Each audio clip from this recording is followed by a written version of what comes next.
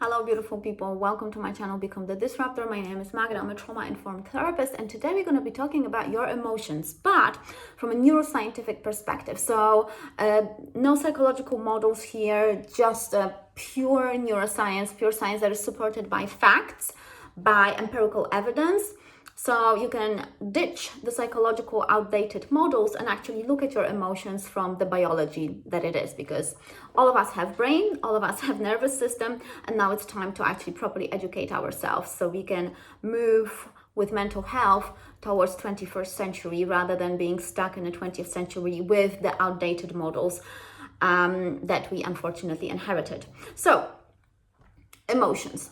There are three layers. So according to neuroscientist Jaak Panksepp, who discovered the emotional circuits in your brain, and he based his emotional circuit theory and the three processes, there are three processes when it comes to your emotions. So there are primary emotional systems that are deep inside of our brains. There are secondary processes, which is almost like the upper limbic integration, and this is where your learning comes in, you have some memories. This is kind of part of your conditioning. So this is part of, the way we had been conditioned in our culture, in our environment. This is precisely in that secondary processes. This is where the trauma lives. So if you had any trauma in your childhood, if you had any trauma like in your adult life, this is where it's going to live. So it's going to be living in that secondary process of the third layer emotional processes. And the tertiary processes, so we've got the primary processes, we've got the secondary processes, and then the tertiary processes are literally just your prefrontal cortex, anterior cingulate, and the insula. So the conscious parts of your brain that are meaning making, that are creating, the storytelling, the narrative, different interpretations of what has happened in the past. These are the tertiary processes. So these are heavily cognitive, and this is really important for us to understand how actually us as human beings are being driven by the primary emotional systems. So we share as humans, we share with other mammals 7 emotional circuits. They are primary and they are primal and they are deeply subcortical. So they are ancient. They have millions and millions years. They are millions years old. So, and they are in your brain. So there's nothing mystical there. What I'm talking about, everything that I'm talking about is literal. And I'm gonna leave you the references in the description below so you can check and educate yourself further if you're interested to deepen that knowledge. So those 7 emotional circuits, those are fear. So fear is one of your emotional circuits. Rage, anger. Yes, it is the primary emotional circuit. We have panic and grief. So basically the separation, the loss of attachment, that would be panic and grief. Then we have lust as a reproductive hormonal system. We have care, which is social bonds. Also, it's very much like, connected to caring for infants, caring for, tiny babies. We have also play. So experimentation, curiosity, not treating life too seriously. That is also the primary emotional system. And I know that, again, you might be thinking, oh, this is not a psychological model. This is biology. Play is your primary emotional circuit. So because I know that some of you, will be watching this video, will be highly shaped by cultures. And in some cultures, play is the demon and devil. No, it's not. It's your brain. Your brain had been wired. This has been put by Mother Nature. This is not religious. This got nothing to do with anything mystical or spiritual. This is biology. And your biology in your brain, the Mother Nature put this particular circuit in you. So you can use it for survival and not only. And the last one is seeking. So seeking, which is like our motivation, again, curiosity, evolution, learning, adaptation. So all these 7 emotional circuits, they are fast, they are automatic, and they are linked to survival, but also not only. They not only, for survival, because again, because as human beings, unlike other mammals, we do have prefrontal cortex, so we have consciousness, we can choose how we are using and how we are integrating those primary circuits. So how you use your play circuit, how you use your care circuit, how you use your anger circuit, etc. That is your choice. Other animals, they don't have that choice because they don't have developed prefrontal cortex to that particular degree as humans, okay?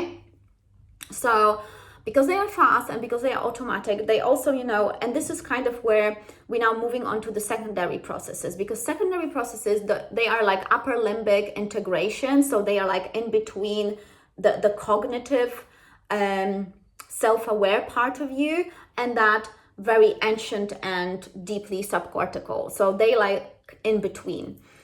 And that's why here it's almost like this, that Stanisław Dehaene would call like a pre-conscious material. So a lot of the stuff, for example, that happened in your childhood that you don't remember, but that happened that as you have, let's say when you had been a baby, your body still remembers that in a way. So it's almost like it's still kind of linked to those primary instincts, primary emotional systems. So they will be still, so whatever has happened, let's say in your childhood, will influence the overdevelopment or underdevelopment of these emotional circuits. So let's say people, let's say, who are highly empathic and had, let's say, childhood trauma, they might have rate circuit really underdeveloped, but the care circuit really overdeveloped.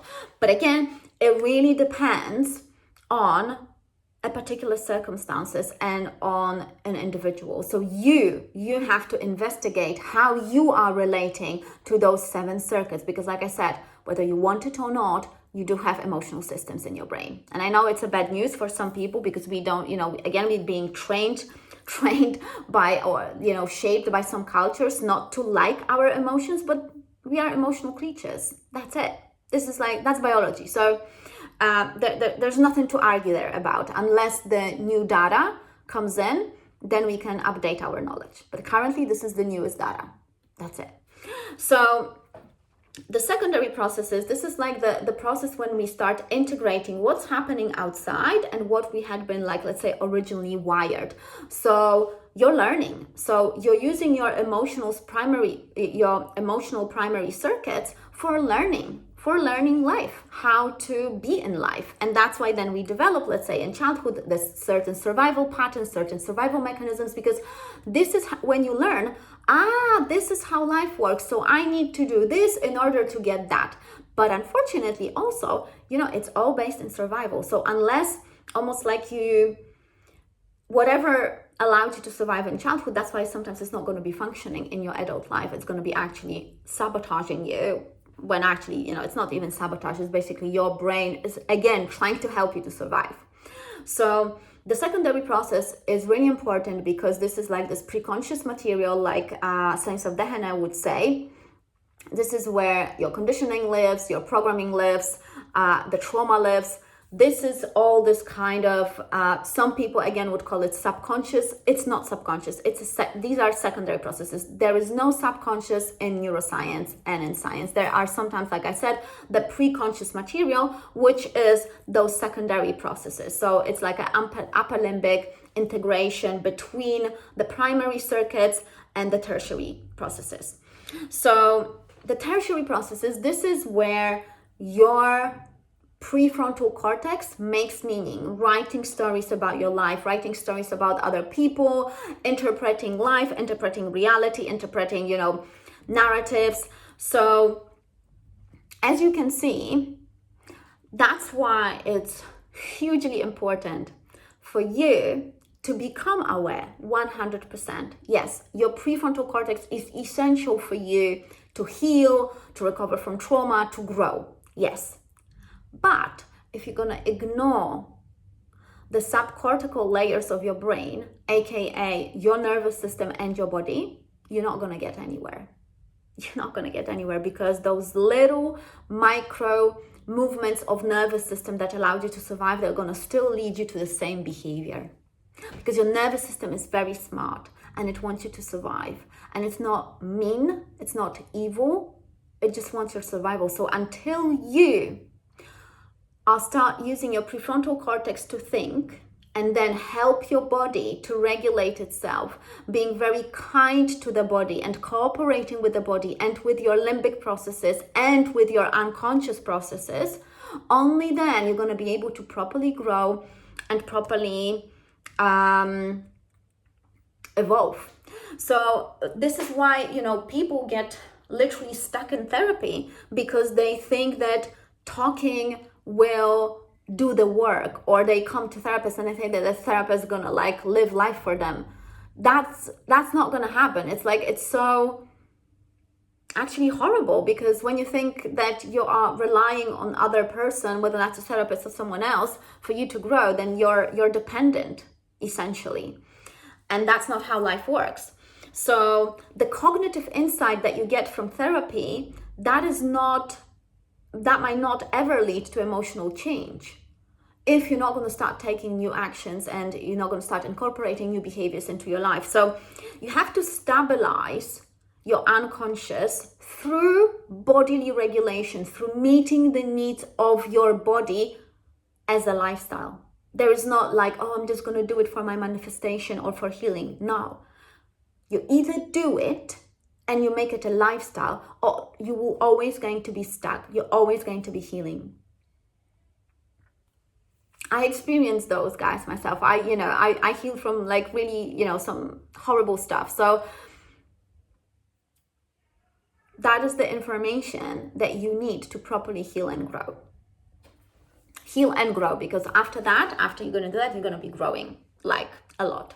So once you stabilize your primary circuits, and then you recondition, because of that, you start reconditioning, because you will start becoming more aware of the survival patterns and mechanisms, and then so that secondary layer of your emotion, and then the tertiary layer, so the tertiary processes, it will almost it will come naturally for you, of course this is this, and of course this is that. So your prefrontal cortex will be really working for you.